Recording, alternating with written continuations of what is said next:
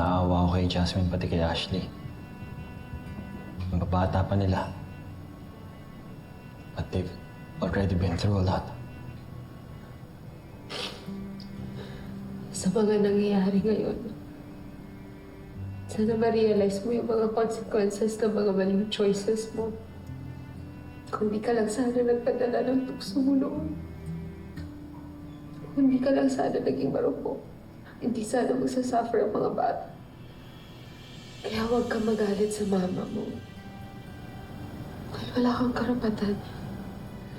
Pareho lang kayo naging mahina. Alam ko naman yung mga pagkakamali ko eh. That's why I'll do my best. Para maibigay kay Jasmine at kay Ashley yung happiness na deserve nila. Paano hindi maayos tong problema na to?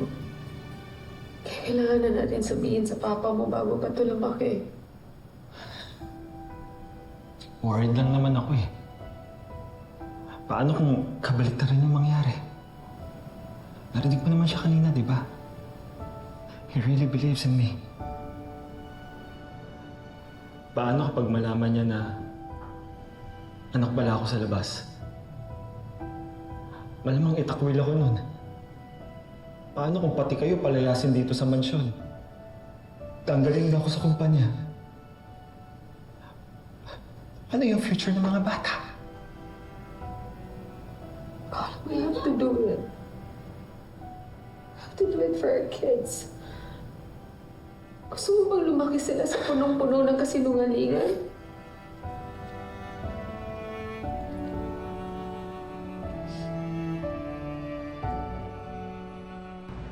Thank you ulit sa info na binigay mo sa amin.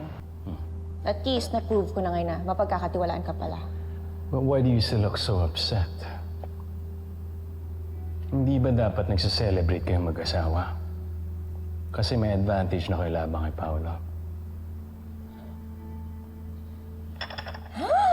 Yun nga yung problema eh. Nag-hesitate pa rin si Edward. Masyado siyang malambot pagdating kay Paolo. I keep telling him na ito na yung chance namin para umangat. Pero ayaw na makinig sa akin. Masyado ka kasing overqualified para sa isang asawang walang ambisyon. Umawa ka naman. What are you doing? Ano ba? I've done my research on you, Thea. Isa kang go-getter. Gagawin mo ang lahat hanggat hindi mo nakukuha ang gusto mo. So kung hindi kumilos si Edward, bakit hindi na lang ikaw ang kumilos? You don't need his permission to claim what's rightfully yours. Pero paano ko nga gagawin yon? Galit nga sa akin si Dad. Ayaw niya akong makita o makausap. Hinarangan niya nga lahat ng access ko sa kanya. Well, lucky for you, I know exactly where he'll be tonight. May awarding event siyang pupuntahan. Sigurado akong hindi siya makakatakas sa'yo sa harapan ng maraming tao.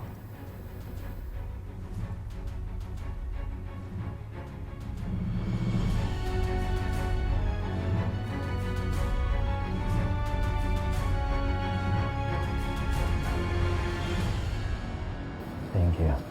Sana ma-enjoy lahat ni Dad tonight. Paolo, Yeah, thank you. Nice, Marge. nasabihan mo na ba si Dad? Hindi pa. Pero sasabihin ko sa kanya after this event. Look at him. He's so happy. Ngayon ko lang ulit siya nakitang ganyan. Matapos na lahat ng nangyari sa bahay. Sa kumpanya. How di ba we agreed? Nasasabihin na natin sa kanya ang totoo bago pa tayo maunahan ng iba. I know. Pero ayokong sirain yung mood niya. Sa gabing tatanggap siya ng award.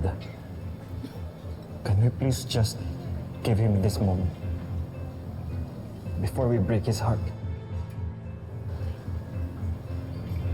Ma, What are you doing here? Paolo, ako na magsasabi sa dad mo. Gusto ko sa akin na marinig ang lahat. Ma, sigurado po kayo? Oo. Ako nagsimula nito. Ako ang dahilan kung bakit nabaon tayo sa kasinungalingan sa mahabang panahon. Kaya ako magsasabi sa kanya ng totoo. Gusto ko matapos na ito ngayong gabi.